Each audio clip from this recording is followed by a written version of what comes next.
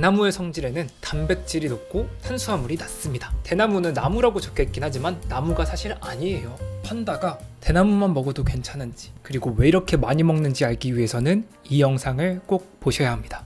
누구는 이제 판다를 초식동물이라서 고기를 못 먹는다고 하고, 누구는 육식동물이라서 고기를 먹을 수 있다고 하는데요. 그 전까지는 사실 모두 가설에 가까웠기 때문에 이해하기가 사실 힘드셨을 거예요. 이제 많은 분들이 판다는 대나무를 먹는 초식동물로서 대나무를 먹이로 삼을 수 있게 진화했다고 생각하실 텐데요. 사실 판다는 고기를 먹는 육식목의 특징을 가지고 있고, 간단한 위장과 짧은 소장을 가지고 있고, 날카로운 이빨과 손톱, 육식동물에서만 발견되는 박테리아가 있습니다.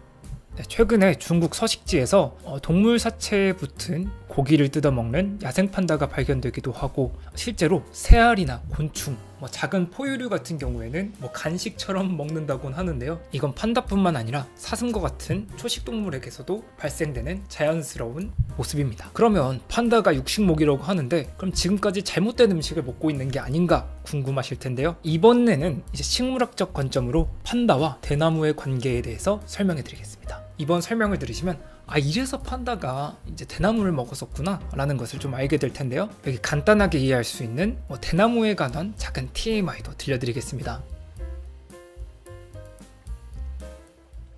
우선 판다가 이렇게 대나무를 많이 먹게 된 이유와 먹어도 괜찮을까에 대해서 한번 알려드릴 텐데요. 절대 어렵지 않고요. 간단하게 이제 3가지 포인트만 짚어드릴 거예요. 이 정보는 옛날 정보가 아니라 가장 최근에 발표된 판다의 정보를 알려드리겠습니다. 첫 번째로, 판다는 왜 이렇게 대나무를 많이 먹을까요? 이제 러바오나 아이바오 그리고 푸바오 같은 애들은 이제 평균 30kg 정도의 대나무의 줄기, 가지, 잎을 먹는데요. 판다들이 이제 자연에서도 이렇게 먹었다면 진작 멸종하지 않았을까라는 생각도 들으실 텐데요. 대나무 같은 경우에 죽순이 다음 날이면 자라기 때문에 멸종하지 않을 수 있었습니다. 그렇다면 대나무에 도대체 어떤 성분이 있길래 판다들이 저렇게 환장한 거 먹을까요? 대나무의 성질에는 단백질이 높고 탄수화물이 낮습니다. 하지만 섬유질이 있어 일반 육식동물이었다면 섬유질 때문에 사실 대나무를 소화하기가 쉽지가 않았을 겁니다. 하지만 판다의 소화기관에 있는 박테리아들은 대나무를 잘 소화시킬 수 있도록 진화되었습니다. 하지만 대나무 소화율이 극히 낮아서 사실 질보다는 이제 양으로 승부하는 편인데요. 그리고 에너지를 아끼기 위해 보통 이제 자면서 생활을 하게 됩니다. 어미의 젖을 먹는 새끼 때는 굉장히 좀 활발한 모습을 보이고, 이제 푸바오 같은 경우에도 이제 강철원 사육사님의 사랑으로 이제 활기찬 아이로 크고 있는 것 같아서 너무 기쁘긴 한데요. 그때를 제외하고는 사실 굉장히 느린 모습을 보여주긴 합니다. 두 번째, 이제 판다는 왜 대나무를 먹게 되었을까요? 판다가 대나무를 먹게 된 썰 중에는 처음부터 대나무를 먹었던 것이 아니라 먹이 경쟁에서 밀려나서 대나무 숲에 자리를 잡았고, 대나무 죽순과 줄기와 잎을 먹게 되었다는 것이 있습니다. 여기에 판다가 멸종하지 않은 이유로 아까 설명드린 대로 대나무 대를 아무리 잘라도 뿌리가 건강하다면 이제 다시 죽순을 우후 죽순처럼 내보낸다는 것인데요.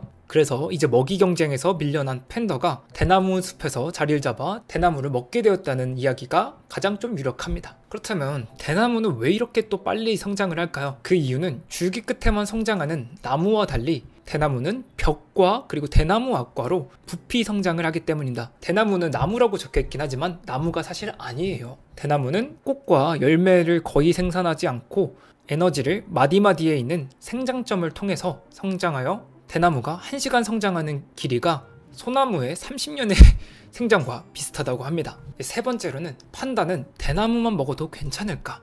입니다. 이제 판다는 2가지의 다른 종류의 대나무를 먹게 되는데요. 첫 번째는 낮은 고도에서 자라는 바사니아, 그리고 높은 고도에서 자라는 파르게시아라는 2 종류가 있는데요. 이 중에서도 판다는 적은 섬유질을 함유한 대나무 부분과 이제 단백질이 더 많은 부분을 선택적으로 골라 먹는다고 합니다. 그러니 이제 자연에 있는 이제 판다들도 이제 높은 고지에 있는 대나무와 이제 낮은 고지에 자라는 대나무들을 골라서 먹는데, 이제 강철원 사육사님이 키우시는 이제 바오들에게는 분명히 고단백과 저탄수화물의 대나무를 먹을 것입니다. 이제 전문 사육사 밑에서 자라나는 팬더들은 과일과 이제 버터우라는 이제 곡식빵을 먹게 되니까요.